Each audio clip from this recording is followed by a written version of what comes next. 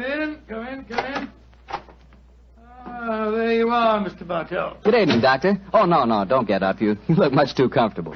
Take off your overcoat and come and join me. Well, I enjoyed your story of a scandal in Bohemia last week, Doctor, and tonight you promised us a sequel. Yes, that's right, Mr. Bartell. A sequel that took place over 20 years afterwards, in 1909 to be exact. Sherlock Holmes was living on his Sussex bee farm. It was only in June, I remember, that I received a telegram from the great man asking me to come and spend a long weekend with him. And I'm sure you needed no urging to accept the invitation. None, Mr. Bartell, none at all. I hadn't seen Holmes for some time, and this fact, combined with my rather indifferent health, found me on the eastbourne train a few hours after receiving the telegram. A dog cart was at the station to meet me, and after a brisk drive across the downs, I found myself once more with my good friend. He looked somewhat older than when I'd last seen him, but as he spoke to me, I realized from the keenness of his voice and the sparkle in his eye that Sherlock Holmes would never really be old. After a while, our conversation lapsed into the comfortable silence that can exist only between friends. And then, as the sun was setting, Holmes picked up his beloved violin and began to play some haunting melody. As he lay back, eyes half closed, his long, thin fingers caressing the instrument, a wave of nostalgia swept over me. I thought of the many years that we'd spent together, and of the exciting adventures that we had shared during the old days in Baker Street.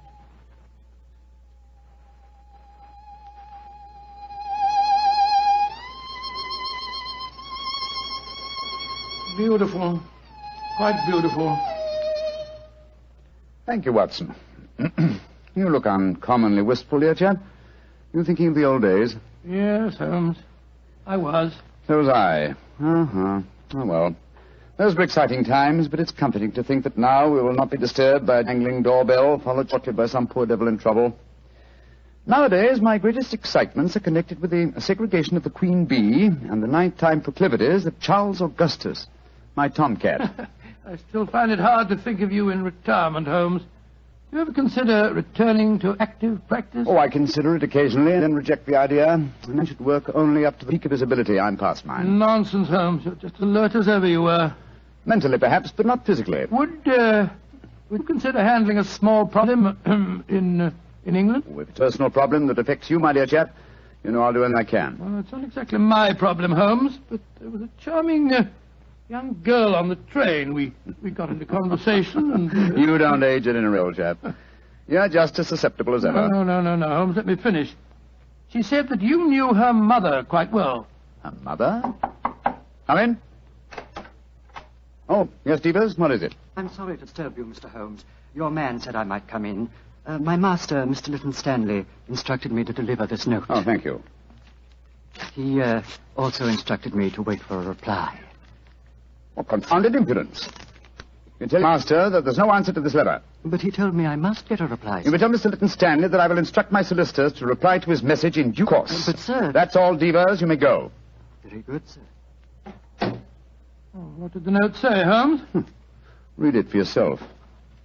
Keep your filthy bees where they belong. One of my guests was stung yesterday. If this happens again, I'll have the police run you out of this place. Good Lord, what an offensive letter. The man himself is even more offensive. He's a retired manufacturer who thinks that his immense wealth entitles him to domineer over the local residents. Oh, but let's not spoil a nice sunny afternoon by discussing him. Please continue with the story of the young lady that you met on the train. Yes, I'd like to. Poor little thing seems in dreadful trouble. I do wish you would help her. You say that she told you her mother knew me? Yes. What's her name? Norton. Irene Norton. Norton? I don't seem to recall it. Oh, but of course. Where is the girl, Watson? She's staying at the Red Lion in the village. Then ring her on the telephone and ask her to come over here as fast as she can. Of course I'll help her. I'm delighted, Holmes, but what made you change your mind so suddenly? Is your memory so short that you can't remember Irene Adler? Surely you haven't forgotten that in the case you called a scandal in Bohemia, I was completely fooled by her? Why, Joe, yes, of course. You always refer to her as the woman. But how does Irene Norton fit into the picture? Irene Adler married a barrister named Geoffrey Norton. Tell Miss Norton to come at once, Watson. She is the daughter of the woman.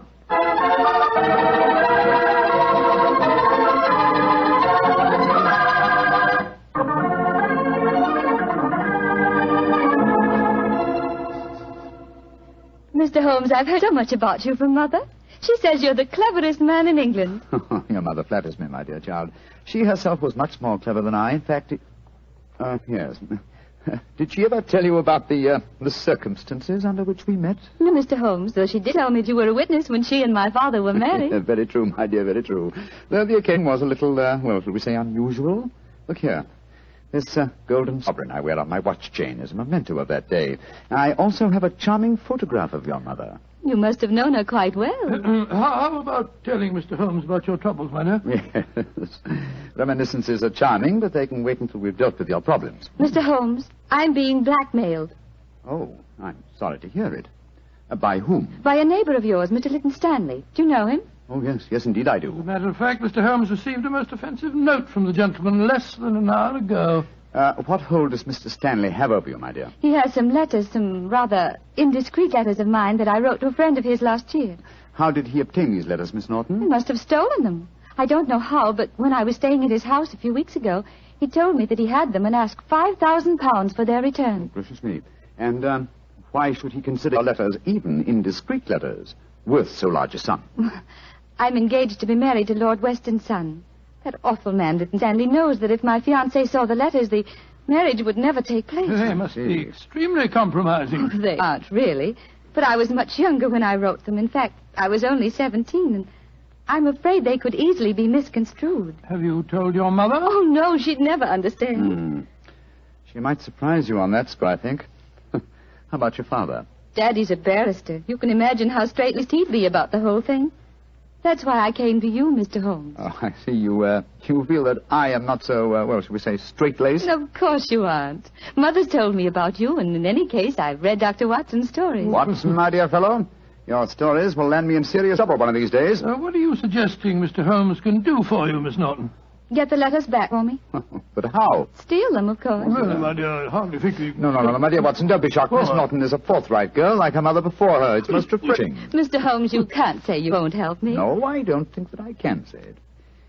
In any case, I have a slight personal score to settle with Mr. Lytton Stanley myself. He's rude and has no understanding of bees. But how are you going to steal the letters?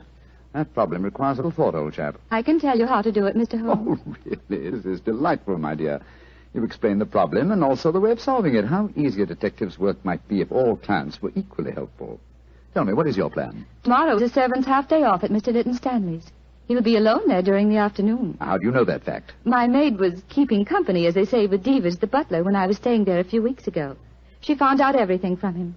My letters are kept in a filigree box in his desk. With your enterprise, my dear, I'm surprised that you didn't try and open the desk yourself. I did. But it's very sturdy and has a combination lock. Oh. However, I'm sure that you and Dr. Watson can think of some way of getting the letters, particularly if Mr. Lytton Stanley's alone in the house. We shall do our best, Miss Norton. Promise me one thing, though, both of you. Oh, what's that? Don't read the letters, will you? I'm really rather ashamed of writing them. Oh, of course we won't, my dear child. You're both so sweet to me. How can I thank you? Thanks would be a little premature, but you could do us a favor. Of course. What is it? Your mother had a beautiful voice, I recall. I wonder if you inherit her talent. I do sing, though I've never done so professionally, like Mother. And I've never played the violin professionally. But perhaps between us we could give Watson a little concert. That's a delightful idea. We can't do anything until tomorrow anyway. What would you like to sing? Songs my mother taught me. Really remarkably appropriate. In the days long vanished, seldom from her. Charming. Tonight, music, and tomorrow, a touch of daylight robbery.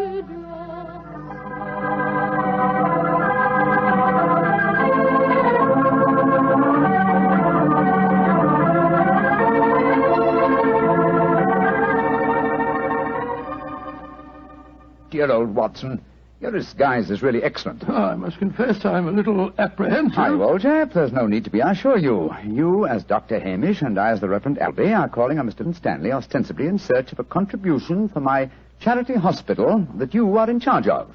What could be simpler? Well, what made you decide on the role of a clergyman? It should simplify our entrance to the house, though I must confess that a rare touch of sentiment prompted the choice of my disguise. How does sentiment enter into it? Oh, surely you remember that it was in the role of a simple-minded nonconformist clergyman that I once attempted to deceive Miss Norton's mother. That's right.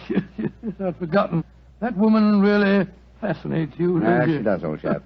Irene Adler was one woman I've always regarded with unbounded admiration, even though she was a criminal. But enough of this. Come on, old fellow. Are you ready? Yes? You have the equipment I mentioned to you? In my pocket? Let's be off, old chap. Let's be off.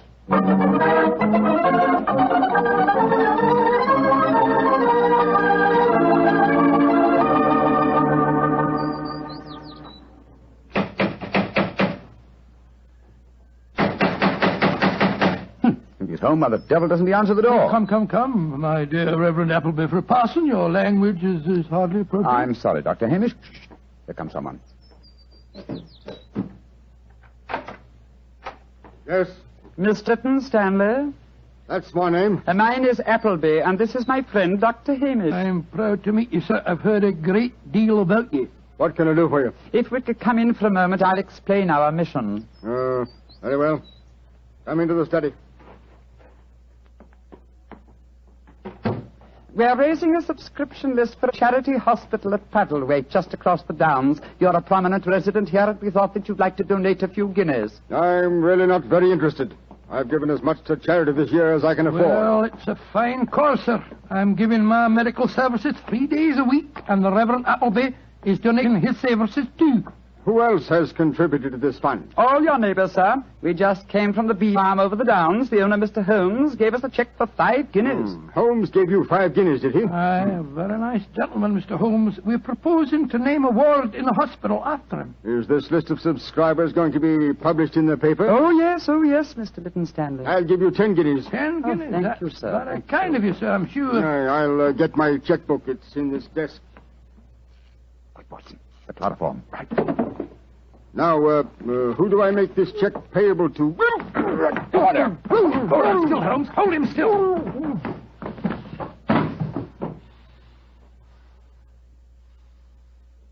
Very neat, Watson. Chloroform doesn't take long, does it, Move it back a Holmes? little, old fellow. It's lying over the desk. That's it. Is the filigree box in there? Uh-huh. Here it is. Splendid. Holmes, don't open it. You promised that you wouldn't. I just wish to make sure that... Make sure of Who what the- was there, Mr. Sherlock Holmes. Who there? Oh, no, don't move. I have a revolver, and don't turn round. Place the box on the table, Mr. Holmes. And put your hands up, gentlemen, both of you. That's right. I know that voice. It's Devers, the butler. Quite correct, sir. Well, Davis, you needn't point a revolver at us. Your master and injured. I'm not in the least interested in my master's health, Dr. Watson. In fact, if he were dead, I should be delighted. And what are you up to, Devers? I'm taking advantage of a situation, sir. I've been trying to open that desk for weeks. After such kindness on your part, sir, I hate to seem ungracious, but I'm dreadfully afraid I shall have to kill you. To kill both of you.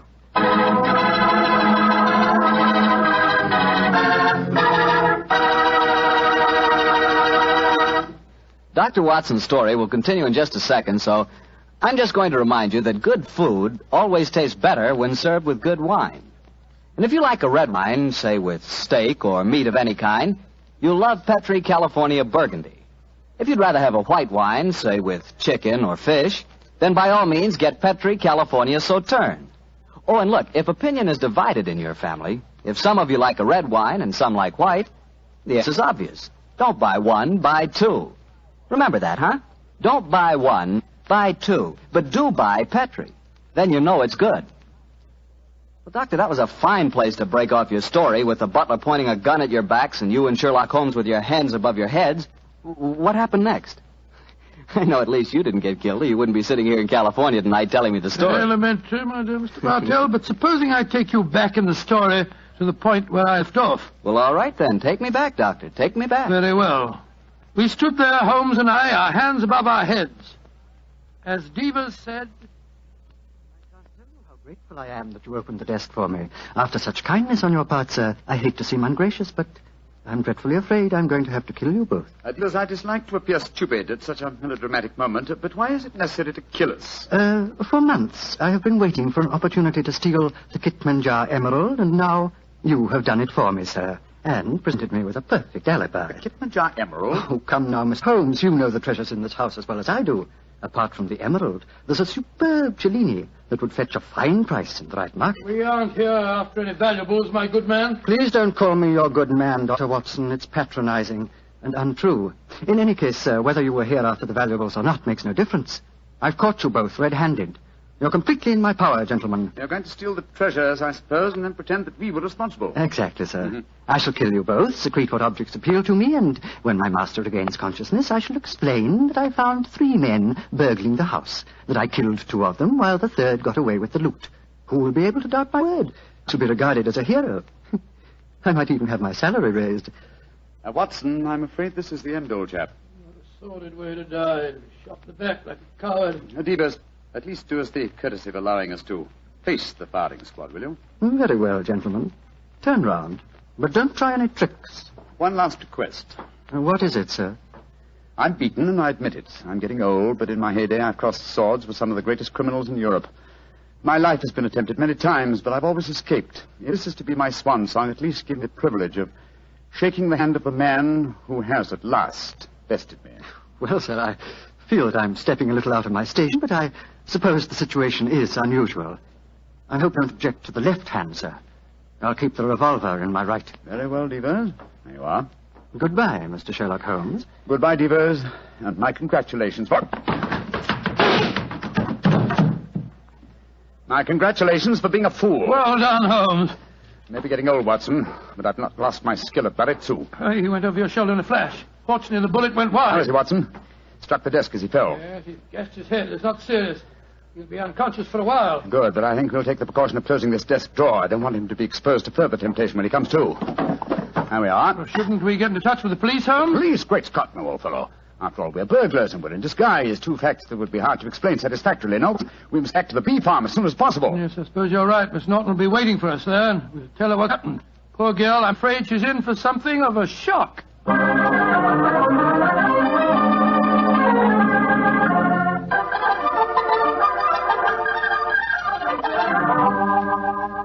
Mr. Holmes, Dr. Watson, I'm so glad to see you back again. Did you get the filigree box? Yes, Miss Norton, here it is. But, Holmes, I didn't know that you... Watson. Why not open it, Miss Norton? Well, I... Open it, my dear. There may not be love letters inside it, but there's a note. Oh. Why don't you read it to us? Well, let this be a warning, Norton. Crime does not pay. If you don't believe me, ask your mother. Sincerely, Sherlock Holmes. Mr. Holmes, you knew my secret all the time. Not all the time, but I realized it as soon as I'd opened the filigree box. What on earth are you talking about? Miss Norton was under the impression that she could use me as a cat's paw, as a dupe to commit a burglary for her. I still don't understand, Holmes. You will remember she asked us to promise not to open the box. Yes, but you did so just before the fellow held us up with a revolver. What was inside the box? An impressive green stone which I knew to be the Kitmanjar emerald. But where's the emerald now? I slipped it back into Mr. Lytton Stanley's desk and locked it. Brought the box here because I wanted to see your expression, Miss Norton, as you opened it. Great Scott, and I thought you were poor little thing in trouble. Shocking. You have to save yourself, young lady. That I'm terribly sorry, Mr. Holmes, terribly sorry. It seemed like a wildly exciting idea, but I didn't really mean to steal No, it. of course not. No, of course you didn't. I didn't mean to steal it for you. Miss Norton, I'm convinced you knew that your mother once outwitted me, and you presumed to think that you could do the same. I should turn you over to the police. Please don't, Mr. Holmes. You can't do that. I certainly could. But I'm not going to for 2 reasons. First, you're young and impressionable, and this will teach you a lesson. And in the second place, I have a strange admiration for your mother. But I warn you, Miss Norton, that you have had a narrow escape. A very narrow escape. Mr. Holmes, before I go, there's one favor I want to ask you. Really? What is it? Could I keep this filigree box with your note inside it? It would be a reminder all my life of how we met. What do you say, Watson? Oh, it isn't your box to give, Holmes. That's true, old fellow. That's quite true. But I fail to see how we can return it now without disclosing our own share in the attempted robbery. In any case, I don't like Mr. Lytton Stanley. I think we might indulge in a little petty larceny without feeling too guilty. Very well, Miss Norton. You may keep the box. I shall always treasure it. Thank you. Goodbye, Dr. Watson. Don't think too badly of me. Goodbye. Good night, Mr. Sherlock Holmes.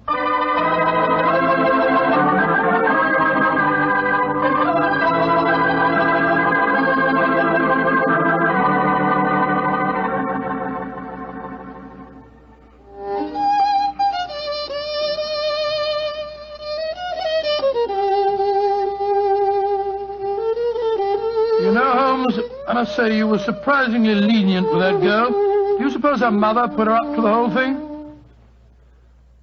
That possibility had occurred to me, old fellow. And yet I have a feeling that... Come in. Door's open. Were you expecting anyone? No. Good Scott, it's Lytton Stanley. Good evening, sir. This is an unexpected honor. Sherlock Holmes, we haven't been the best of friends, I know. But you've got to help me now. I'm in serious trouble. Oh, indeed, sir. Won't you sit down? This is my friend, Doc Watson. How do you do? And now, sir, what is your trouble? I've been robbed, Holmes. Robbed? What was stolen? Well, my greatest treasure, the Kitman Jar emerald, removed from its case and then mysteriously returned loose in my desk afterwards. But there's a priceless Cellini missing. Have you any idea who the burglars might be? Oh, it was a gang, I'm sure of that. A couple disguised as a clergyman and a doctor came into the house on the pretext of raising money for some hospital. And they overpowered me with chloroform. Oh, dear me. How very unpleasant for you. Yes, well, when I came to, I found my butler Diaz lying beside me in a pool of blood. The brave fellow had wrestled with the thieves, but they got away. And he's in the hospital now. Holmes, you've got to help me. The Kitman Jar emerald was returned, you say, but a Cellini is missing. Yes. It's an exquisite filigree box in which I'd kept the emerald. A filigree box? Yes, it's a genuine Cellini. It's worth several £1,000s. Holmes, you must help me solve this business. I'm sorry, Mr. Lytton Stanley, but I'm afraid I can't help you. I've retired. Yes, and I intend to remain in retirement. Good night, sir. Oh, but I'll pay you any fee within reason. My decision is final, sir. Good night. Oh, I might have known I wouldn't get any help from you. Holmes, she fooled you again. Yes, the little devil. She knew that box was a Cellini all the time. You don't seem very angry with her, old fellow. I should be, but I'm not. What splendid audacity. What a superb nerve the child has. But you must get the box back from her. I shall, Watson. I shall. Or rather, I shall persuade Divas to do it for me. As the price of our silence. But how can he get it back? Remember that he walks out with Miss Norton's maid. I'm certain that when he explains his predicament, he can prevail upon her to steal the box from her mistress so that it may be returned to its rightful owner. That's a good idea. By George, Holmes, Miss Norton's a chip off old block, all right. Yes, Watson, she is, and it makes me wonder. What about? I wonder, my dear chap, how long I can remain in retirement. Such a worthy antagonist at large, it's a challenge.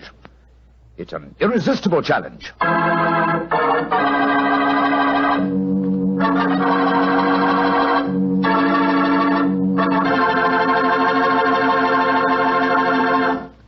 You know, Dr. Watson, I just can't get over the way you and Mr. Holmes let that girl, Irene, was that her name, pull the wool over your eyes.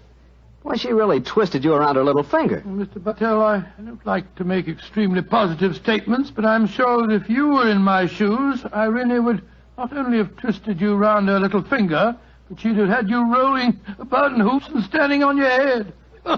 You mean she was that beautiful? Mr. Bartell, she was so beautiful that she'd make you forget all about Petri wine. Dr. Watson, no girl is that beautiful. Oh, how young you really are. Well, maybe so, but there are lots of pretty girls in this world and only one Petri wine. That's because there's only one Petri family that's been making wine since the 1800s. And believe me, because the Petri business has always been family-owned and operated, they've been able to hand on down from father to son, the highly skilled art of making fine wine. And those generations of winemaking add up to a lot of experience. The Petri family really knows how to turn luscious California grapes into fragrant, delicious wine. That's why, no matter what type wine you wish, you can't go wrong looking for the label that says P-E-T-R-I, Petri, because Petri took time to bring you good wine. Well, Dr. Watson, what story are you planning to tell us next week? Well, now, next week, Mr. Bartell, is the day before Christmas, so I'm going to tell you an adventure that took place many years ago and involved Holmes and myself in one of the most fantastic Christmas Eve situations in which we ever found ourselves. I think you'll like the story. I call it The Night Before Christmas.